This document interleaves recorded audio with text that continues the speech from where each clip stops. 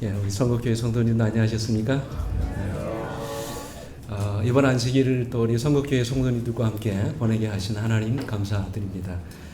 개인적으로는 굉장한 영광이고 또 기쁨이라고 생각합니다. 혹시 여러분 기억하실지 모르겠습니다만 아마 제 기억으로는 2022년도에 연초에 사경에 왔다가 두 번째 날 갑자기 돌발성 난청이 와가지고 이 자리에서 한 주 동안 고생을 했던. 근데 이제 교회가 코로나 이후에 모처럼 이렇게 순서를 준비하신 집회이기 때문에 또 집회를 중단하지 못하고 안식일까지 정말 어렵게 집회를 인도했던 그런 기억이 있습니다. 저를 다시 귀한 다리에 오르게 하시고 하나님 말씀 같이 나눌 수 있도록 인도해 주셔서 감사드립니다. 멀리서지만 그래도 우리 선곡교회 발전을 위해서 응원하고 또 생각이 날 때마다 기도했습니다. 감사드리는 것은 해마다 이렇게 선곡교회를 하나님께서 부흥케 하셔서 새로운 신자들로 채워지게 하신 이 귀한 은혜가 얼마나 큰지. 그리고 이제 최근에 들었습니다만 교회가 새로운 성전을 건축하고 그동안 빚을 다 못 갚다가 온 성도들의 헌신과 또 협력 속에서 모든 빚을 다 감당하고 이제 이번 10월에 교회가 헌당식을 하게 됐다는 이 감격적인 또 소식을 듣게 됐습니다. 다시 한번 여러분들의 수고와 헌신에 머리 숙여 깊은 경의를 표합니다. 모든 성도님들이 목사님을 중심으로 연합하여 이 아름다운 역사를 이루심에 모든 영광을 우리 하나님께 돌립니다. 오늘 이 말씀을 부탁받고 어떤 말씀을 가지고 이 자리에 설까 고민하다가 특별히 선택한 말씀이 마태복음 7장 13절과 14절 말씀입니다. 제가 다시 읽겠습니다. 좁은 문으로 들어가라. 멸망으로 인도하는 문은 크고 그 길이 넓어 그리로 들어가는 자가 많고 생명으로 인도하는 문은 좁고 길이 협착하여 찾는 이가 적음이니라. 사실 오늘 이 말씀은 제가 신앙하면서 굉장히 싫어했던 말씀이었습니다. 혹시 여러분 이 말씀 좋아하시는 분 계시나요? 저는 이 말씀을 볼 때마다 싫었어요. 이해가 되지 않았습니다. 여러분 넓은 문으로 가면 안 되나요?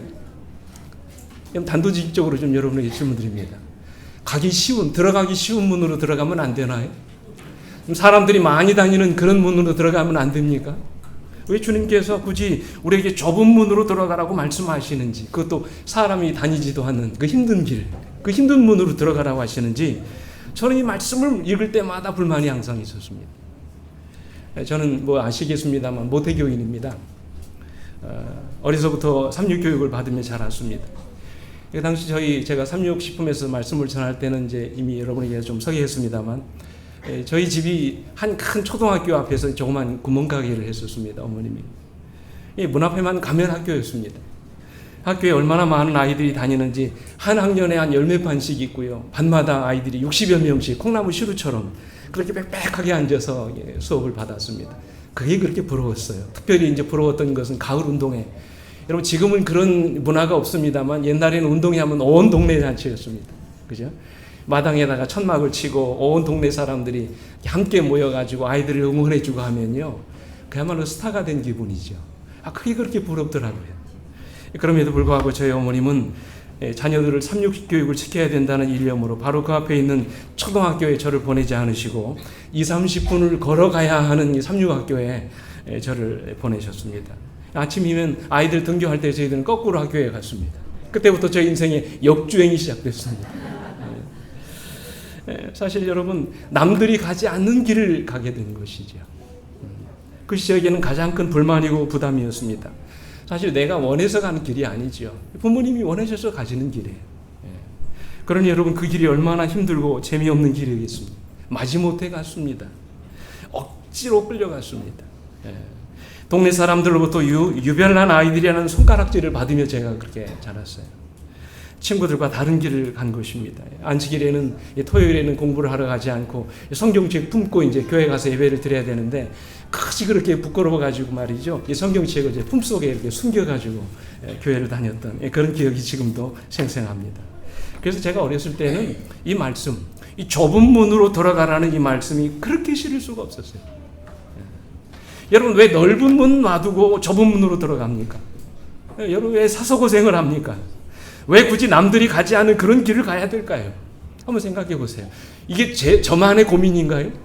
먹는 문제부터 안식일 문제까지 평범한 것이 하나도 없어요. 만두 먹어도 이 안에 뭐 돼지 들었냐고 물어봐야 되고, 아무거나 먹으면 안 되나요? 그렇지 않습니까? 내 마음 내키는 대로 신앙하면 안 되나요? 어느 교회는 믿습니다 한마디만 하면 된다는데 왜 주님은 굳이 우리에게 좁은 문으로 들어가라고 말씀하시는 것일까? 이것이 제 어린 시절의 신앙에 풀리지 않아의 숙제였습니다. 그러다가 어느 날 제가 오늘 본문의 말씀을 깨닫고 나서 저의 신앙이 얼마나 부끄러웠는지 몰라요. 사실 오늘 이 시간은 저의 간증, 제 개인적인 신앙의 경험을 좀 여러분들에게 좀 나누고 싶습니다. 사실 지금은 이제 이 말씀이, 이 좁은 문으로 들어가는 이 말씀이 제 인생의 가장 큰 복음이 됐습니다. 이 말씀을 읽을 때마다 감동이 돼요. 내가 가고 있는 이 길이 외롭고 힘든 길이지만 이 길이 얼마나 내 인생에 축복이 된 길이었는지를 이 말씀을 제가 읽으면서 깨닫게 됐습니다. 여러분, 왜 우리 주님께서 우리에게 좁은 문으로 들어가라고 말씀하시나? 첫 번째 이유는요, 아직도 우리에게 내려놓아야 할 것들이 있기 때문에 그렇습니다. 다시 말하면 아직도 우리가 버리지 못한 것들이 많이 있기 때문에 그렇습니다. 아직도 우리가 끌어안고 있는 세상의 많은 것들이 여전히 우리 삶 가운데 있기 때문에 그래요. 아직도 우리가 버리지 못한 세상의 욕심과 죄악의 습관들이 여전히 우리 삶 속에 남아있기 때문에 그렇습니다. 주님께서는 우리에게 영원한 생명을 주시고 자유를 주시기를 원하지만 우리가 여전히 버리지 못하고 끌어안고 있는 이것 때문에 오늘 주님께서는 우리에게 어디로 들어가라고요? 좁은 문으로 들어가라고 말씀합니다. 아마 이 말씀이 지금은 아직 이해가 안 되실지도 모르겠어요. 제가 지금부터 한 17년 전에 이제 대학원 공부를 하면서 하나님 은혜로 성지순례를 다녀올 수 있는 기회를 얻게 됐습니다. 그때 제가 가장 인상 깊게 봤던 건물이 바로 베들레헴에 있는 예수 탄생 교회였습니다. 이 교회는 초대교인들이 원래 처음에는 기도처로 사용하던 그런 건물이었는데요. 로마의 하드리아누스라고 하는 황제가 기독교인들을 핍박하면서 거기에 아도니스라고 하는 신전을 지었습니다. 그러다가 콘스탄티누스 황제가 기독교로 이제 개종을 하면서 어머니인 헬레나 여사가 이제 베들레헴에 순례를 왔다가 그곳에 뭐가 서 있어요? 아도니스 신전이 세워 있는 걸 보고 그 신전을 헐어버리고 이제 그 자리에 이 예수 탄생 기념 교회를 세운 것입니다. 근데 제가 이 교회 건물을 볼 때 감동을 받았던 그 이유는 이 건물이 화려하기 때문이 아니에요. 이 건물을 들어가는 입구가 어떻습니까, 여러분? 입구가 아주 작습니다. 높이가 1.2m밖에 되지 않아요. 한 사람 겨우 들어갈 만한 문입니다. 그래서 이 문을 가리켜서 좁은 문, 겸손의 문이라고 얘기해요. 여러분, 왜 이 문을 이렇게 만들었는 줄 아세요? 그 당시 이제 역사적인 문을 보니까 많은 사람들이 예수님 탄생하시는 그 교회 말을 타고 가지 않도록, 그리고 예수님이 탄생하신 그 자리에는 누구나 다 겸손한 심령을 가지고 머숙이도록, 머리를 숙이도록 그렇게 이제 이 문을 좁게 만들었다고 그렇게 이야기하시더라고요. 근데 이 성지순례를 따라갔던 지도 교수님이, 남대국 교수님이 그 자리에서 굉장히 인상 깊은 말씀을 하셨어요. 뭐라고 말씀하셨냐면, 이 문이 이렇게 좁은 이유가 또 하나 있습니다. 그것은 주님께로 가는 우리에게 불필요한 짐들이 너무나도 많기 때문입니다. 그렇게 말씀하셨어요. 제가 이 말씀을 들으면서 성령께서 그 순간 이 좁은 문의 의미를 새롭게 깨닫게 하셨습니다. 그래서 주님이 우리에게 좁은 문으로 들어가라고 말씀하시는구나. 우리 주님께서는 천국으로 들어가기, 영원한 생명으로 들어가는 여러분과 저의 삶 속에 아직도 내려놓지 못한 많은 것들을 보시면서 그 모든 것들을 다 뭐 하기를 원하시는 거예요? 내려놓기를 원하신다는 사실이에요. 그래서 영감이 이렇게 말씀하십니다. 생명으로 인도하는 길은 좁고 그 입구가 험하다. 만일 늘 따라다니는 어떤 죄를 가지고 있다면 그대는 그 길이 들어가기에 너무 좁다는 것을 알게 될 것이다. 여러분, 이 말씀이 무슨 의미인지 아시겠어요? 문이 좁기 때문에 사실 좁은 것이 아니라 사실은 그 문에 들어가는 우리에게 뭐가 많기 때문이라 그래요? 침이 너무나 많기 때문이라는 사실이에요. 그래서 여러분, 문이 좁다는 말은 가지고 들어갈 수 있는 것이 많지 않다는 말씀이에요. 그래서 욕심이 많은 사람은 그 문으로 들어가기가 좁은 곳입니다. 여전히 죄된 습관을 버리지 못한 사람은 그 문으로 들어가기가 어려운 것입니다. 아직도 세상의 쾌락과 이기심의 노예가 된 사람들은 그 문으로 들어가기에 좁게 느껴지는 것입니다. 그래서 영감이 이렇게 말씀하세요. 그들은 좁은 길과 좁은 문을 바라보나 이기적 쾌락과 세상에 대한 애착과 교만과 성화되지 못한 야망들이 그들과 구주 사이에 뭐가 된다고요? 담이 된다고 말씀하세요. 마치 우리 주님 앞에 영생을 위해서 나왔던 어느 한 부자 법관이 가서 내 있는 모든 것을 팔아 가난한 자들에게 나누어 주라고 말씀하셨을 때 그가 재물이 많음으로 근심하며 주님을 떠나갔다고 말씀하시잖아요. 그죠? 이처럼 우리가 하늘에 들어가기 위해서는 이 땅에 내려놓아야 할 것들이 많이 있습니다. 그래서 주님은 우리에게 좁은 문으로 돌아가라고 말씀하시는 것입니다. 하늘에 어울리지 않은 것들을 이 시간 다 내려놓으라고 말씀하십니다. 천국에 들어가지 못하도록 우리 마음을 사로잡고 있는 이기적인 욕망을 오늘 이 시간 다 내려놓으라고 말씀을 하시는 거예요. 내 삶을 파괴하고 내 영혼을 병들게 하는 모든 죄된 습관들을 오늘 이 시간 다 내려놓기를 주님이 원하시는 것입니다. 여러분 잘 아시는 뉴질랜드 아시죠? 이 뉴질랜드는 여행을 좋아하는 사람들이 꼭 한번 들어가고 오신 그런 나라라고 합니다. 자연이 아름답고요. 이 나라 사람들이 얼마나 성품이 좋은지 누구나 다 가고 싶은 그런 나라라고 합니다. 그래서 한때는, 지금은 그렇지 않습니다만, 뉴질랜드에 들어가는 입국 심사가 굉장히 까다롭게 유명했습니다. 그래서 그때 당시에 세관에서 이제 세관 신고서를 이렇게 내는데 그 세관 신고서에 이런 내용이 적혀 있었다고 합니다. 뉴질랜드에는 절대로 음란 비디오, 음란 서적과 마약 등을 가지고 들어올 수 없습니다. 이러한 것들은 독버섯이기 때문입니다. 만약 소지하고 계신 분은 신고하여야 하며 돌아갈 때는 반드시 찾아 가지고 가십시오. 그렇게 이야기했다고 그래요. 그리고는 그 아래에 이런 아주 뜻깊은 문구가 적혀 있었다고 합니다. 당신이 감옥에 가는 것을 감수하면서까지 이런 것을 가지고 들어가야 할 가치가 있다고 생각하십니까? 다시 한번 생각해 보십시오. 여러분, 우리도 다시 한번 생각해 봐야 되지 않을까요? 우리도 하늘나라에 들어가기 위해서는 반드시 버리고 가야 할 것들이 얼마나 많은지 모릅니다.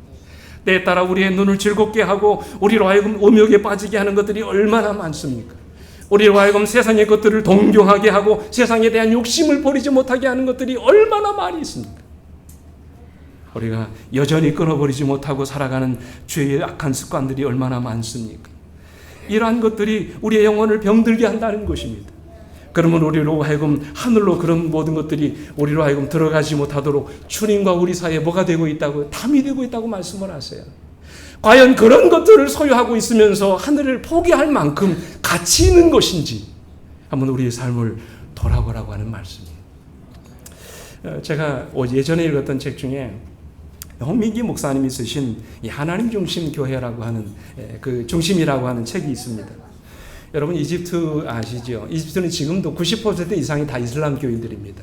근데 그 이슬람 교인들이 주류를 이루는 그 나라에 아주 적은 소수의 그리스도인들이 지금도 살아있다고 합니다. 지금은 그리스도인들이 거의 없고 그저 소수의 그리스도인들만 살아갑니다. 왜냐하면 이집트 정부가 정책적으로 그리스도인들을 핍박합니다. 정계에 진출할 수 있는 기회가 없어집니다. 공공기관에 취업을 하려고 해도 기독교 신앙을 갖고 있는 사람들은 아예 받아주지 않습니다. 그래서 언젠가 이집트 정부가 그리스도인 지도자를 불러서 이렇게 말했대요. 너희에게 신앙의 자유를 주겠다. 대신에 너희는 모카탐이라는 곳에 가서 살아라. 이 모카탐이 여러분 어딘 줄 아십니까? 우리나라로 말하면 난지도와 같은 곳입니다. 수도인 카이로로부터 나오는 모든 쓰레기들을 소각하고 분리수거하는 그런 곳입니다. 거기서 살라는 거예요. 그러면서 이렇게 제안을 했습니다. 그곳에서 쓰레기를 분리수거하며 살아라. 너희가 거기서 산다면 거기서만큼은 마음대로 예배를 드리게 해주마 그랬어요. 여러분 이런 정부의 제안에 대해서 그리스도인들이 어떻게 했을까요? 그들은 조금도 망설임이 없이 그렇게 하겠다고 말했습니다. 이렇게 해서 그들이 번 돈은 한 달에 겨우 500파운드. 우리 돈으로 환산하면 7만 5천 원 정도밖에 되지 않습니다. 한 달 내내 쓰레기를 줍고 분리수거하면서 그들이 받는 월급이 결국 얼마예요? 7만 5천 원을 받습니다. 열악한 주거 환경과 가난이 대물림되고 자발리에 쓰레기를 줍는 사람들이라는 굴욕적인 별명을 들으면서 그들은 지금까지 쓰레기를 분리수거하며 그렇게 살아가고 있습니다. 여러분 이유가 뭘까요? 영혼을 포기할 수 없기 때문에 그래요. 그들이 믿는 예수 그리스도를 포기할 수가 없기 때문에 그렇습니다. 그들로 하여금 영원한 생명으로 가는 길을 버릴 수가 없었던 것입니다. 그래서 몸이 불편하고 가난이 있다 할지라도 그들은 그들의 삶 가운데 믿었던 예수 그리스도를 그들의 삶 속에서 버릴 수가 없었던 것입니다. 사랑하는 우리 성덕교회 성도 여러분, 오늘 시간 우리 하나님 앞에서 우리의 마음을 사로잡고 있는 세상의 것들을 이 시간 다 내려놓을 수 있는 그런 믿음을 주시라고 하나님께 기도하는 여러분과 제가 되기를 간절히 바랍니다. 아직도 여전히 우리가 끌어안고 있는 세상의 욕심과 쓸데없는 욕망을 다 버릴 수 있는 그런 믿음 이 시간 주시라고 하나님께 기도하는 우리 모두가 되기를 간절히 바랍니다. 여전히 자기중심적이고 고만한 마음들을 다 내려놓을 수 있는 그런 믿음과 신앙을 주시라고 우리 함께 기도하시게 되길 간절히 바랍니다. 그래야 우리가 살 수 있다고 말씀을 하시는 거예요. 그래서 우리 주님께서 오늘 여러분과 저에게 어떤 문으로 들어가라고요? 좁은 문으로 들어가라고 말씀하십니다. 오늘 시간 이 말씀을 들으신 여러분과 저의 심령 가운데 가슴을 얹고 한번 생각해 보세요. 내가 정말로 하늘을 그리워하고 사모하는데 오늘 나로 하여금 그 하늘에 들어갈 수 있도록 막는 장애물, 인생의 장애물이 무엇인가? 내가 여전히 붙잡고 있는 세상에 그 무엇이 과연 무엇일까? 오늘 시간 주님 말씀을 통하여 그 모든 세상의 것들을 과감하게 내려놓을 수 있는 결단과 믿음을 갖게 되시기를 간절히 바랍니다. 두 번째로 우리가 좁은 문으로 들어가야 되는 이유는요, 그 문은 우리가 힘을 써야 들어갈 수 있는 문이기 때문에 그래요. 자, 그 문은 어떻게 해야 들어갈 수 있다고요? 힘을 써야 들어갈 수 있는 문이에요. 이게 무슨 의미냐면 그 문은 자동으로 들어가는 문이 아니라는 말씀이에요. 가만히 앉아서 들어갈 수 있는 문이 아니라는 말씀이에요. 그냥 알아서 들어가는 그런 문이 아니라는 말씀이에요. 이 문은 어떻게 해야 들어갈 수 있다고요? 힘을 써야 들어갈 수 있다고 말씀을 하세요. 그래서 누가복음 같은 말씀을 누가복음에서는 이렇게 말씀하십니다. 좁은 문으로 들어가기를 뭐하라? 힘쓰라고 말씀하세요. 여러분, 이 힘쓰라는 말씀이 무슨 뜻일까요? 간혹 이 말씀을 오해합니다. 내 힘으로 들어가야 된다는 말인가? 내 노력으로 이 문에 들어가야 된다는 그런 말이 어떻게 보면 여러분 마치 이 문이 나의 행함과 노력으로 구원을 받아야 된다는 것처럼 그렇게 우리가 말씀을 드립니다. 근데 여러분 여기서 힘쓰라는 말은 내 노력이나 내 의지로 구원을 이루라는 그런 말씀이 아니에요. 그 다음에 여러분 여기서 힘을 쓰라는 말씀이 과연 어떤 의미를 가지고 있을까? 우리 영감에게는 이렇게 말씀하십니다. 왜냐하면 황금률이 모든 교만과 자기 본의의 마음을 제거해버리는 까닭이다. 물론 넓은 길도 있다. 그러나 그 종말은 뭐라고요? 멸망이다. 만일 영적 생애의 길을 올라가고자 한다면 그대는 계속해서 올라가야 한다. 왜냐하면 그것이 참 중요한 것. 무슨 길이라고요? 아, 죄송합니다. 예, 안 나왔네.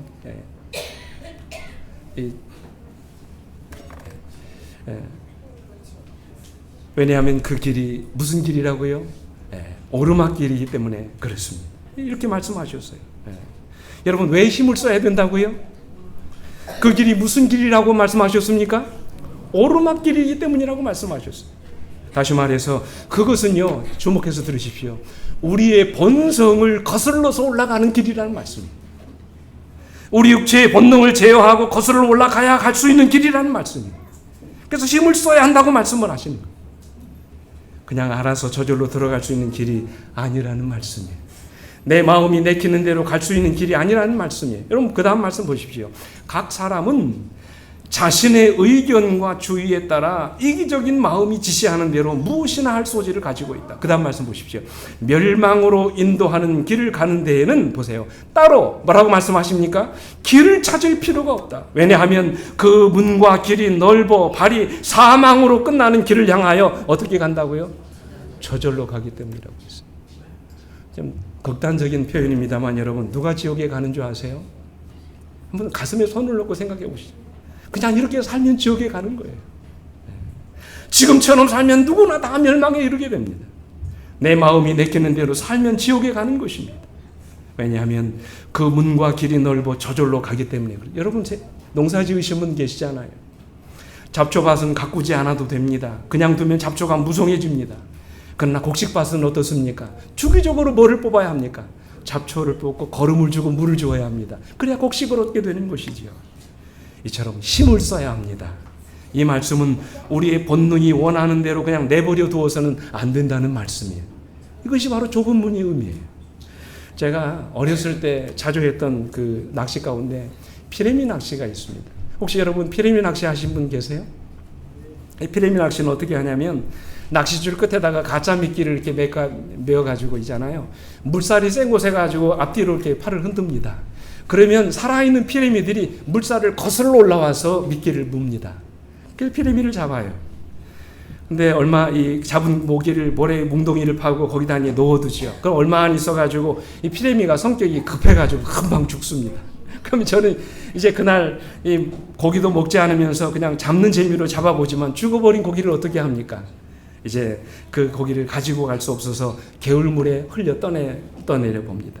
그러면 여러분 죽은 고기가 어떻게 될까요? 물살에 흘려가지고 그대로 떠내려갑니다.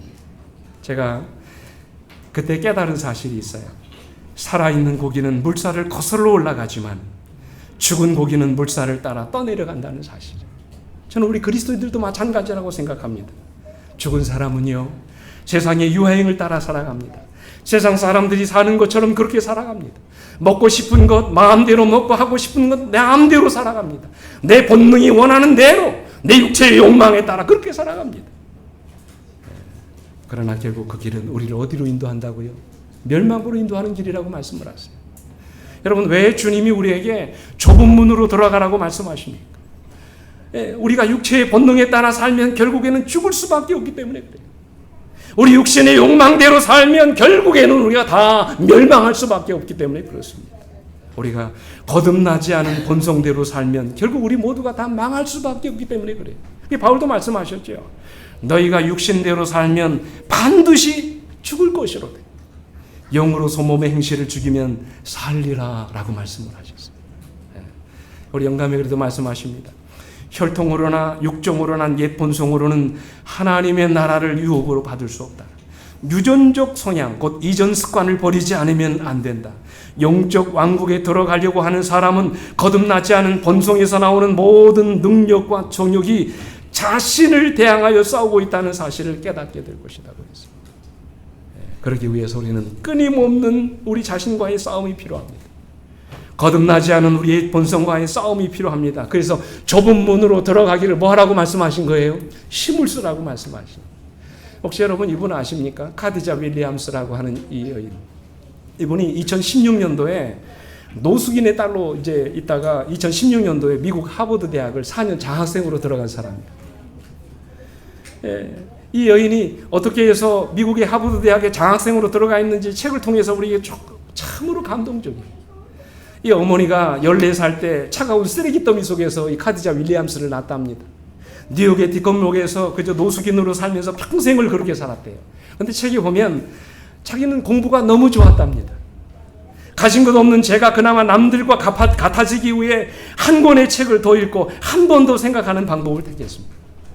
노숙자들이 모여 사는 텐트촌에서 어머니와 저는 두 모녀가 감수해야 할 위험한 시선을 찾아내며 필사적으로 학교에 다녔다는 거예요. 12년을 학교에 다니면서 무려 11번 이사를 했답니다. 여러분, 이 인생이 얼마나 기구했겠습니까? 그죠? 하지만 그는 포기할 수 없었습니다. 그래서 한 달에 5권의 책을 읽었고요. 뉴욕에 나오는 모든 신문을 주워가지고 정독을 했답니다. 거리의 길바닥은 그에게 세상에서 가장 넓은 공부방이었습니다. 불우한 환경을 딛고 마침내 그는 하버드생이 되겠다는 꿈을 갖게 됩니다. 그리고는 아침 새벽에 나가가지고 밤 11시에 들어옵니다. 무려 4.0에 가까운 학점을 유지하면서 드디어 그는 미국의 하버드 대학을 4년 장학생으로 들어가게 돼요. 이 책에 보면 그 여인이 이런 얘기를 합니다. 저는 언제나 자신감을 가졌어요. 남들이 노숙자니까 그래도 돼 라고 말하는 걸 너무 싫어했습니다.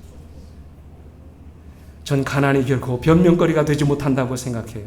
제 이름은 카디자 윌리엄스입니다. 더 이상 사람들은 저를 노숙자라고 부르지 않습니다. 그러면서 그 책의 마지막에 이렇게 얘기합니다. 나의 부족함으로 인해 업신여김을 당하지 않는 삶, 타인에게 본이 되는 삶, 이것은 그저 얻어지는 것이 아니라 치열한 자기와의 싸움에서 승리한 자에게 주어지는 것입니다. 우리 신앙생활도 저는 마찬가지라고 생각합니다. 이 싸움에서 우리가 승리하기 위해서는 철저하게 우리 자신을 십자가에 못 박고 주님을 의지하는 경험이 우리에게서 필요합니다. 주님이 내 삶을 주장하시도록 내 삶을 온전히 주님께 맡기는 그런 결단이 우리에게 필요합니다. 결국 우리가 해야 될 일은 무엇입니까? 내 노력이나 내 의지로 나의 구원을 이루려고 하는 노력이 아니라 철저하게 내 자신을 십자가에 못 박는 경험. 내 자아가 더 이상 고개를 들지 못하도록 내가 죽는 경험을 해야 되는 것입니다.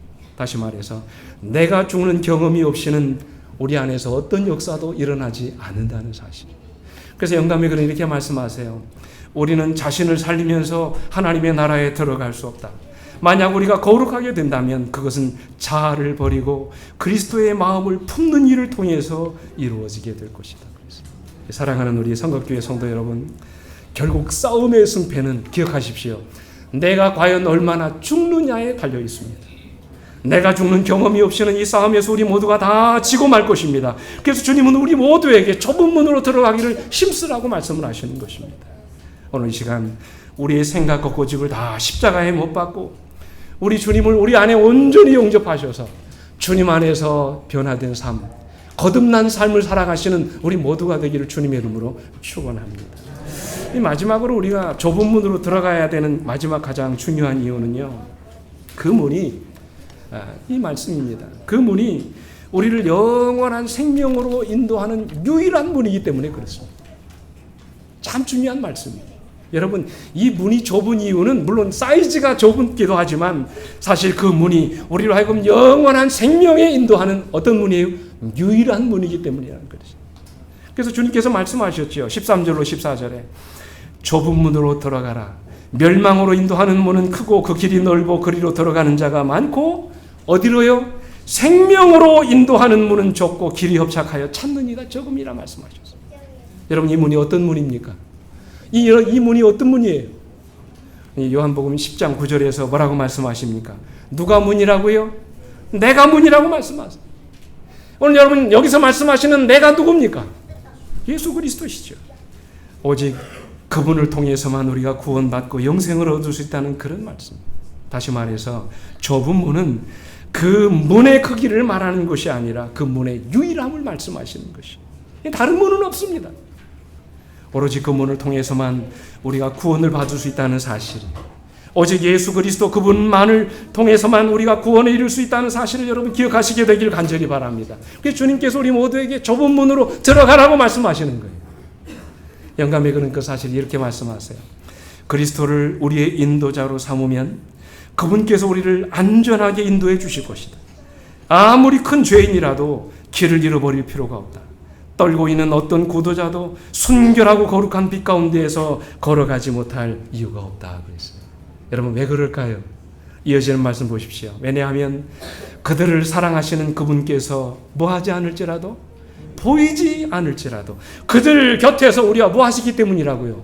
동행하시기 때문에. 결론적으로 선지자는 이렇게 말씀하세요. 이기고자 할 때 남은 한 가지 희망은 우리의 뜻을 하나님의 뜻과 합치시키고 날마다 시간마다 그분과 협력하여 일하는 것이다. 여기 우리의 구원이 있다고 말씀을 하세요. 제가 서두에 개인적인 간증을 좀 여러분에게 드린다고 말씀을 드렸습니다만, 참 여러분 앞에 부끄러운 고백입니다만 저는 18년 동안 예수님 없이 인생을 한번 살아봤어요. 신앙 안에 사는 것이 그렇게 행복하지가 않았습니다. 제가 모태신앙을 통해서 하나님을 믿는다고 했지만 사실 제 안에 예수님이 계시지 않았습니다. 단 한 번도 저는 주님을 만난 경험이 없었어요. 너무 많은 제약과 하지 말아야 될 일들 때문에 내 삶에 자유가 없다고 저는 생각했어요. 그래서 할 수만 있으면 이 신앙의 울타리를 좀 벗어나고 싶었어요. 그래서 제가 고등학교 드디어 들어간 다음에 얼마 되지 않아서 주님을 떠나서 마음대로 살았습니다. 한번 여러분 상상만 하십시오. 제가 어떤 인생을 살았을지 상상만 하십시오. 마약만 하지 않고 다 해봤습니다. 망가지는 인생을 살았어요. 그러면 행복할 줄 알았어요. 처음에는 신세계인 것 같았습니다. 완전히 딴 세상이었어요. 마치 친구들 사이에서 영웅이 된 것 같은 그런 기분이었습니다. 그러다가 결국 고등학교 3학년 때 사고를 쳤습니다. 여러분 이것도 상상만 하십시오. 제가 다니던 학교에서 퇴학을 당했습니다. 어머님이 이제 그 당시 지역 유지셨기 때문에 오래된 교인이셨기 때문에 학교에 가셔가지고 이제 교장선생님께 사정을 해가지고 전학을 좀 할 수 있게 됐어요. 그래서 제가 가게 된 곳이 저 큰 누님이 사시는 전라도 광주 호남 삼육학교로 이제 전학을 가게 된 것이, 말이 전학이지 잘려서 간 것입니다. 그곳에 저는 제가 살아온 지난 날들을 돌아보게 됐어요. 제가 믿었던 것은 나의 하나님이 아니라 어머님의 하나님이었어요. 그 어디에도 나의 하나님이 계시지 않았어요. 예수님을 믿는다고 했지만 여전히 저는 저의 욕망과 고집대로 살았습니다. 그 어디에도 내가 믿는 하나님이 계시지 않았어요. 그곳에 저는 예수 없이 살아온 제 인생의 결말을 보게 됐어요. 그건 영적인 죽음이었고 방황이었어요. 세상에 그 어디에도 나의 이 빈 가슴을 채울 수 없다는 사실을 제가 그제야 깨닫게 됐어요. 친구들의 따가운 시선과 문제라고 하는, 문제아라고 하는 꼬리표를 달고 정말로 외롭고 힘겹게 하루하루를 샀습니다. 이 순간 저는 제 인생을 이렇게 끝마쳐서는 안 돼야 되겠다는 생각을 갖게 됐어요. 지금부터라도 저의 인생을 좀 다시 살고 싶었어요. 그때부터 저는 어머니가 믿었던 하나님이 아니라 나의 하나님을 찾기 시작했어요. 성경 속에 파묻혀 있는 하나님이 아니라 지금도 내 삶 속에 역사하시는 살아있는 하나님을 내 삶 속에 만나게 해달라고 기도했습니다. 매일 밤마다 하나님께 기도합니다. 주님, 지금이라도 주님이 저를 부르신다면 제 인생을 주님께 드리겠습니다. 주님이 원하신다면 저의 남은 인생을 주님 뜻대로 살기를 원합니다. 주님, 내 인생에 새로운 날들을 허락해 주십시오. 날마다 기도했습니다. 사실 여러분 한번 생각해 보십시오. 제가 그렇게 사고치고 전학을 한 것이 5월 달입니다. 대부분 여러분 수능이 몇 월 달에 하나요? 11월에 합니다. 남은 시간은 5, 6개월밖에 되지 않은 짧은 기간이었습니다. 고등학교 그 중요한 2년 6개월의 시간을 허송세월로 보낸 사람이 어떻게 대입을 보고 대학에 들어갈 수 있겠습니까? 불가능한 일이지요. 아무것도 할 수 없었습니다. 그 자리에 앉아있을 수밖에 없었어요. 모든 것들이 다 절망이었습니다. 그렇다고 해서 저희 집안 형편이 저에게 재수를 시켜줄 만한 그런 형편도 아니었습니다. 어떻게 해서든지 5개월 안에 뭔가를 결론을 내야 했습니다. 그때 저는 제 인생에 처음으로 기도 같은 기도를 드리기 시작했어요. 주님, 제 인생의 지난 날들을 회개합니다. 저의 모든 허물과 죄악들을 주님 십자가 앞에 다 내려놓습니다. 감히 주님 앞에 나설 수 없는 죄인이지만 한 번만 주님 저를 불쌍히 여겨 주십시오. 그리고 제 인생에 새로운 날들을 허락해 주십시오. 지금이라도 제 인생을 변화시켜 주십시오. 주님이 원하신다면 저의 남은 인생 기꺼이 주님께 드리겠습니다. 매일 저녁마다 옥상에 올라가서 밤하늘을 바라보며 하나님께 기도했어요. 난생 처음으로 제 손을 뻗어서 주님의 옷자락을 만지기 시작했던 것이 어떻게 됐을까요? 그때마다 하나님은 이 불쌍한 죄인의 기도를 들어주셨어요. 물론 여러분, 저도 열심히 공부했습니다. 새벽부터 밤늦은 시간까지 열심히 공부했어요. 그러나 항상 하나님은 제가 공부한 그 이상의 결과를 거두게 하셨어요. 기적이었습니다. 모의고사 성적이 수준으로 올라가기 시작했습니다. 대입시험을 앞두고 치른 마지막 모의고사 시험에서 꽤 만족할 만한 결과가 나왔습니다. 기적이 일어난 것입니다. 그래서 그날 저녁 제가 그 점수를 가지고 옥상에 올라가서 하나님께 서원하는 기도를 드렸습니다. 이런 기도를 드렸습니다. 하나님, 만약 하나님께서 대입시험에 이 점수가 나오게 해주신다면 하나님이 저를 부르신 것이라고 믿겠습니다. 그리고 어머니의 뜻을 따라 제가 신학교에 지원하겠습니다. 왜냐하면 6남매 가운데 한 사람이 신학교에 가서 목회를 하는 것이 어머님의 꿈이셨기 때문에 그렇게 기도했습니다. 드디어 이제 대입시험을 치르고 한 달이 지난 후에 담임선생님으로부터 시험 점수를 받아들었습니다. 어떻게 됐을까요? 저는 여러분 그 자리에 얼어붙은 사람처럼 한동안 서 있을 수밖에 없었어요. 왜냐하면 하나님께서 제가 기도한 대로 더하지도 빼지도 않고 바로 그 점수를 받게 하셨기 때문에 그렇습니다. 저는 하나님과 약속한 대로 신학과에 진학을 하게 됐고요. 지금까지 32년 동안 목회자의 길을 걷고 있습니다. 주님이 저를 살려주신 거예요. 주님이 저를 새롭게 하신 것입니다. 우리 주님이 저를 거듭나게 하신 것입니다. 그때 이후로 저는 세상에 부질없는 것들을 다 버릴 수 있게 됐고 주님 안에서 새로운 인생을 살 수 있게 됐습니다. 주님께서 제 인생에 이토록 놀라운 은혜를 일으켜 주신 것입니다. 이제는 어머님의 하나님이 아니라 나의 하나님을 찾게 된 것입니다. 성경은 이렇게 말씀하십니다. 같이 읽겠습니다. 시작. 다른 이로서는 구원을 받을 수 없나니 천하 사람 중에 구원을 받을 만한 다른 이름을 우리에게 주신 일이 없습니다. 그렇습니다, 여러분. 저는 이제 말씀을 마치면서 오직 예수 그리스도만이 우리의 생명이 되십니다. 오직 예수 그리스도 그분만이 우리 인생의 능력이 되십니다. 오직 예수 그리스도 그분만이 우리 인생의 희망이 되십니다. 이제 더 이상 우리 주님을 여러분 마음 밖에 세워두지 않게 되기를 간절히 바랍니다. 여러분도 여러분 인생에 주님을 만나시게 되기를 간절히 바랍니다. 여러분의 부모님이 믿는 하나님이 아니라 여러분 인생에 나의 하나님을 찾게 되시길 간절히 바랍니다. 그 주님과 함께 날마다 동행하시면서 승리하시는 우리 선거교회 모든 성도들 되시기를 간절히 바라면서 말씀을 마치겠습니다.